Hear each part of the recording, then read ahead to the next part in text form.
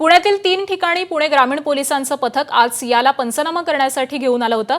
18 जून रोजी केतन अग्रवाल हत्या प्रकरणात अटक असलेली आरोपी सिया गोयल हिला घेऊन आज पुणे ग्रामीण पोलिसांनी घटनेपूर्वी आणि घटनेनंतर सियानं ज्या ज्या ठिकाणावरती ती गेलेली होती तिथं पोलिसांनी पंचनामा केलाय। याच्यासह घटनेच्या दिवशी सियानं परिधान केलेले कपडे सुद्धा पोलिसांनी जप्त केलेत। याचा आढावा घेतलाय आमच्या प्रतिनिधींनी, बघूयात।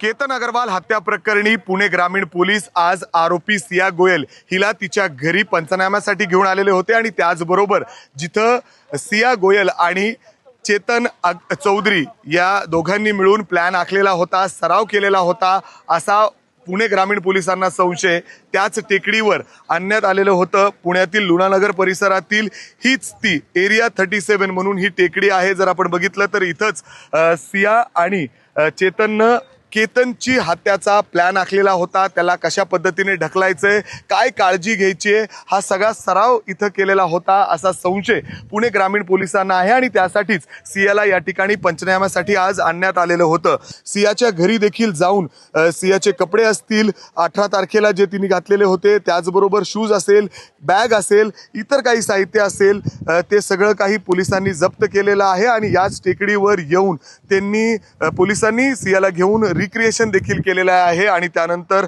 जवळपास 1 तास हा सगळा रिक्रिएशन आणि पंचनाम्याचा प्रकार या ठिकाणी सुरू होता। अर्थातच सियाची उद्या पुन्हा एकदा कोर्टासमोर हजेरी होणार आहे, कारण पोलीस कस्टडी ती जी उद्या संपणार आहे सियाची आणि त्याचबरोबर चेतन चौधरीची।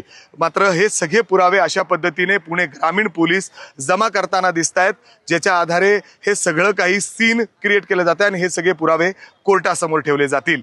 कॅमेरामॅन अमोल गवाळेसह मी मिकी घई, एबीपी माझा, पुणे। एबीपी माझा, उघडा डोळे बघा नीट।